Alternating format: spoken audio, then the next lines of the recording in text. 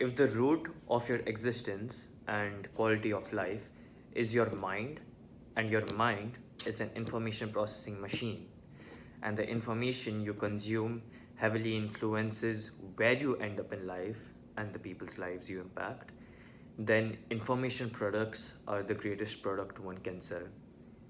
This is the argument to when people want to criticize the info products market online, where info products are basically courses and ebooks and all those online education that you get.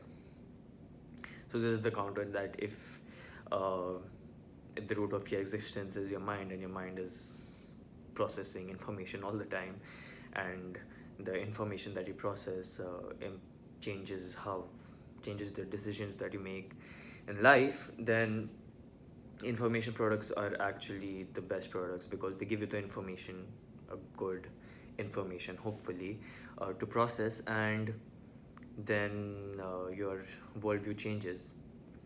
A quote that came into my mind right now, I was reading this newsletter. So this newsletter is from Dan Co. The title of the letter is Microeducation Businesses Are the Future. It's got released on September 2nd, 2023. So just free marketing done right there. So I was reading this right now, and uh, a quote came into my mind, which is it is from one of the greatest. I think it's from Marcus Aurelius. I don't even know if I pronounced that right. Marcus Aurelius or somebody else, William Shakespeare. I don't know, some really authoritative person of the past. It said that the quote is, "Nothing is good or bad. It is what someone makes of it."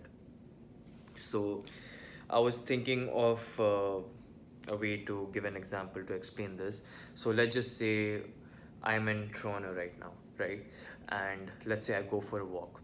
So going for a walk, it is not good of it is not good or bad. It is just what someone makes of it.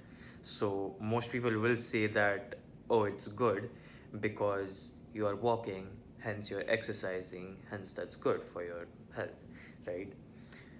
And some people will say, no, it's not good because there's pollution, there is high index UV rays, there are homeless people on the street that attack you, which happened to me, by the way, in the middle of the day. So, again, walking on the streets is neutral, and what people make of it is good or bad according to their perception of the world. And this leads into another concept that I wanted to explain, which is, please let me remember.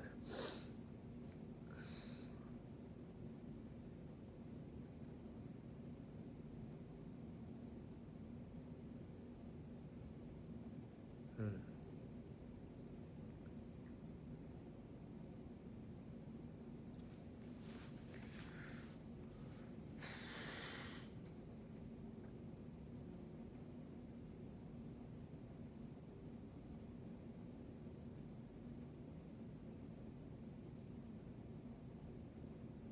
Right, so this leads to another concept that I've learned recently, is that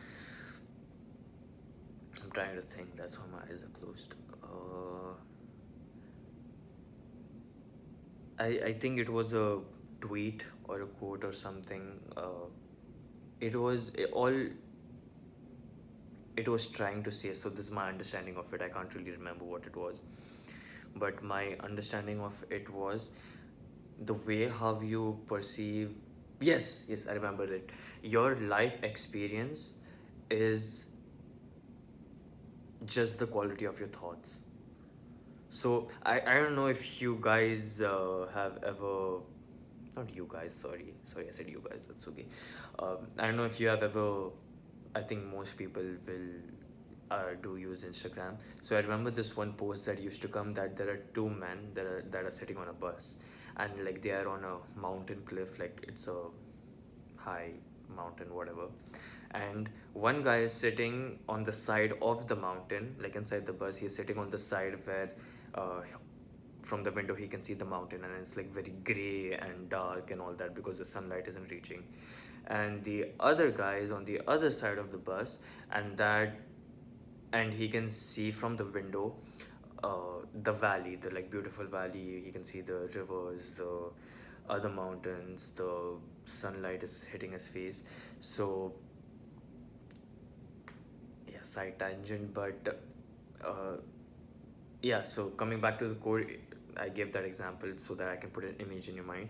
Your life is just the quality of your thoughts. So if you have good quality thoughts, then by what I said, you will have a good life. And if you have bad quality thoughts, poor quality, then you will not really experience a good life. And this just shows, like, you can. And one story that is related to what I just said, I connected it like a few days back. It's like when I walk past homeless people in the streets of Toronto, uh, I see them laughing. I see them sometimes, talking to each other. I see them like they are not all doomed as we more people with abundance who have like money, who have a roof over their head, who have like good food and good water to drink. They're not as doomed as as they seem to be from the outside, at least. It's like they still laugh, they still talk. It's just that their life quality is a bit trash because they don't have a place to live, they don't have water to eat and food. But they still laugh. And then I just realized that why don't I? Because me, I'm living in downtown Toronto in a 2.5K apartment. It's a one bedroom apartment, by the way. And still, I experience a shitload of negative thoughts. And I think to myself that if there are homeless people on the streets who are taking drugs, who have shitty lives, who like go into a dumpster to find their food, who are living in extreme heat or extreme cold, who shit on the streets, if they can smile, then why can't I? And that just brings us back to the quote, is that your life experience is based on the quality of thoughts you have. So it's not like those druggies, those homeless people have 100% good quality thoughts. That's not what I'm saying. It's just that even though their lives are extreme shit objectively, right, because they don't have the basic necessities, they are still able to have some good quality thoughts.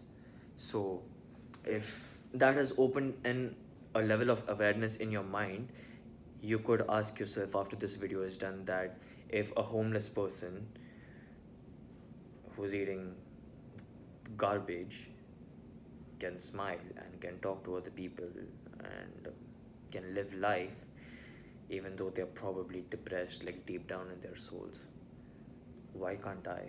Why can't I, who is able to watch this guy on the internet, who has Wi-Fi, who probably has a laptop, who probably has a house, and who probably has good warm food to eat and clean water to drink, and probably friends and family, and probably an education, and probably books, and probably a place where they can write, distill their thoughts, probably someone who has experienced love, why why can't I be happy?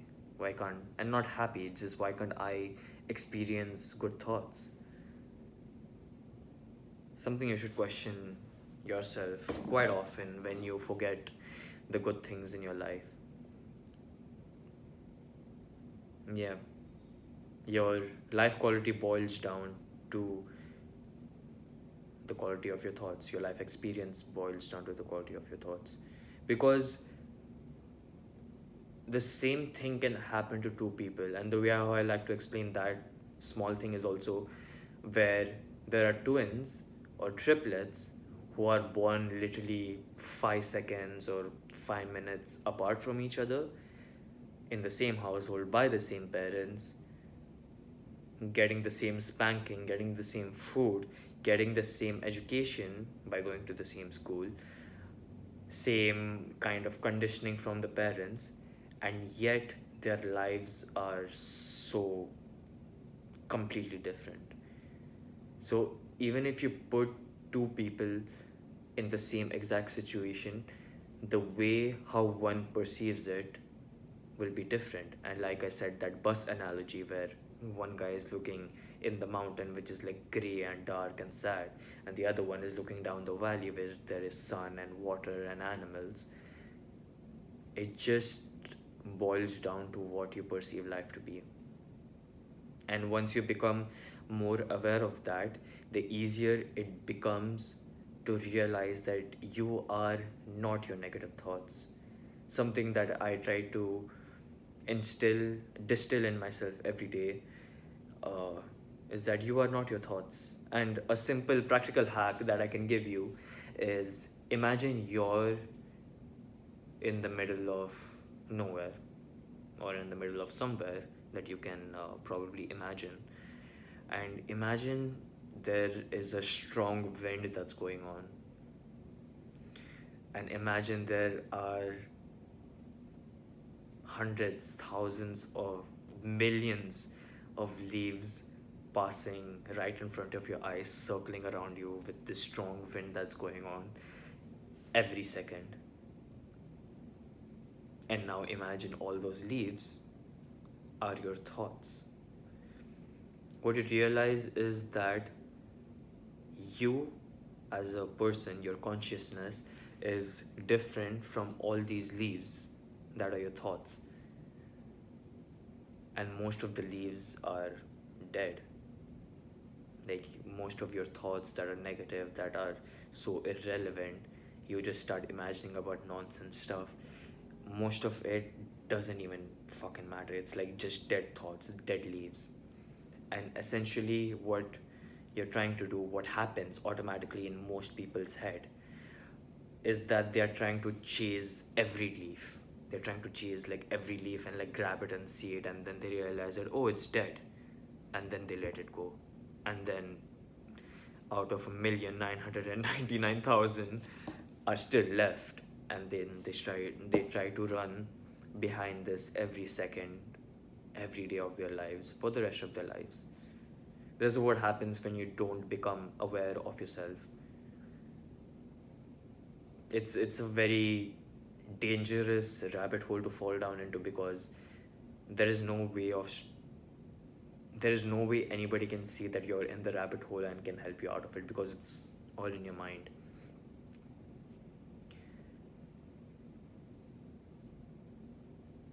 The practical tip is that just imagine all of these are leaves, especially dead leaves, and that you are not your thoughts. If a negative thought comes by, let it just pass by you like this, and you're like, oh, that's a negative thought. I wonder why I'm thinking that. Did something happen yesterday? Did something happen this morning that made me feel like that? Did I get a dream about my ex? And then I started thinking this thought, and then I'm validating that thought and trying to give it life. One really amazing hack that I've learned, and this is like kind of psychology and kind of like toxic, is that once you stop giving attention to something, it loses its life. And let's say you have a really deranged ex who's trying to get back in your pants, or like you're trying to deal with negative people and negative thoughts. Just stop giving it attention. It's obviously easier to do this with people because they are tangible and your thoughts aren't really tangible, so it becomes really hard to disassociate with them, which is why get a journal, write down your thoughts, because they come from the intangible into the tangible. This is why journaling is a good thing. But yes, the way how you give yourself power again is, just don't give the negative thoughts the attention. Like, it's kind of like, this is what happens to people every day, and this is what has happened to me for the majority of my life. It's that you're walking on the street every day, all right, metaphorically, you're walking on the streets every day. Somebody shouts at you, hey, here's some shit, catch. And then you, on the other side, you catch the shit. And you think you're the shit. And this happens every day. This is basically the way of saying people chat shit about you. People are always talking about you in a bad way, in a negative way. And you take that to your heart. And I just made that. It's from Alex Hormozy, if you know it. But yeah, it's like somebody shouting, here's some shit, they throw it to you, and then you lovingly catch it. Tell me that, does that make sense? So, the way how to not catch shit is to not even pay attention that a shit is flying towards you. Just become indifferent towards the negativity. Stop giving it attention, and you will very soon find out that you have an amazing peace of mind. So I hope that video helped. Hope that sparked some thoughts of self-awareness in your head. And yeah, thank you for watching.